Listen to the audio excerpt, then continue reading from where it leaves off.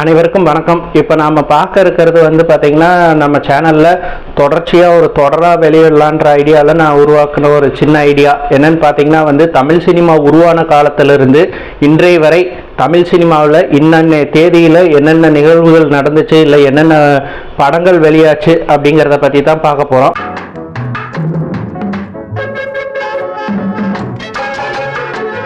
இன்றைய தேதி ஜனவரி 11. இன்னைய தேதியில் தமிழ் சினிமாவில் என்னென்ன நிகழ்வுகள் நடந்துச்சு அப்படிங்கிறத பற்றி சுருக்கமாக பார்க்கலாம்.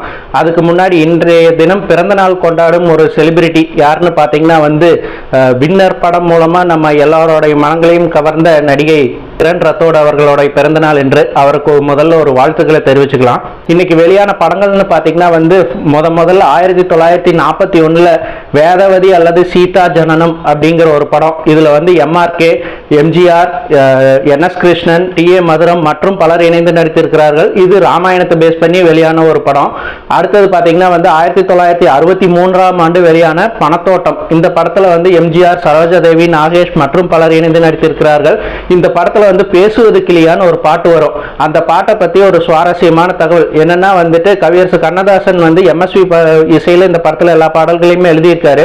அதில் இந்த பாடல் முக்கியமாக என்ன பண்ணலாம் அப்படின்னு யோசிச்சுட்டு இருந்தப்போ அந்த படத்தோட ஹீரோயினான சரோஜா தேவி அவர்கள் கன்னடத்து பைங்கிலின்ற ஒரு பட்டப்பெயரோடு இருக்காருங்கிறது நம்ம எல்லாத்துக்குமே தெரியும்.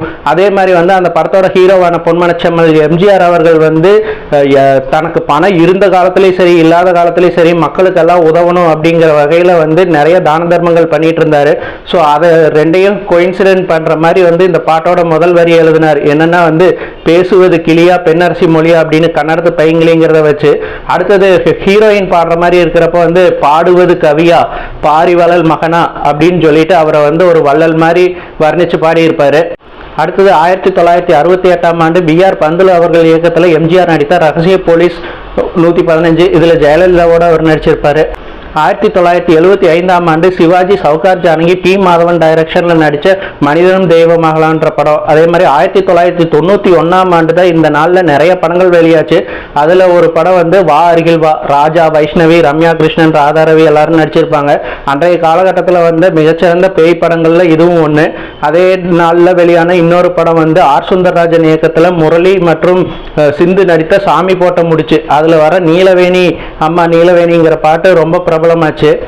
அதே 1991ஆம் ஆண்டு பாலச்சந்தர் கிட்ட பல காலம் உதவியாளராக இருந்த அனந்த் சார் இயக்கிய ஒரே திரைப்படமான சிகரம் வெளியாச்சு. இதில் SPB சார் மியூசிக் பண்ணி நடிச்சிருந்தாரு.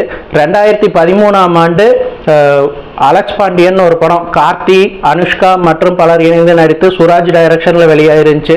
ஸோ இந்த படங்கள் எல்லாம் இந்த தேதியில் ரிலீஸ் ஆயிருக்கு. நாளைக்கு என்னென்ன நிகழ்வுகள் நடந்துச்சுங்கிறத நாளைக்கு பார்க்கலாம். நன்றி.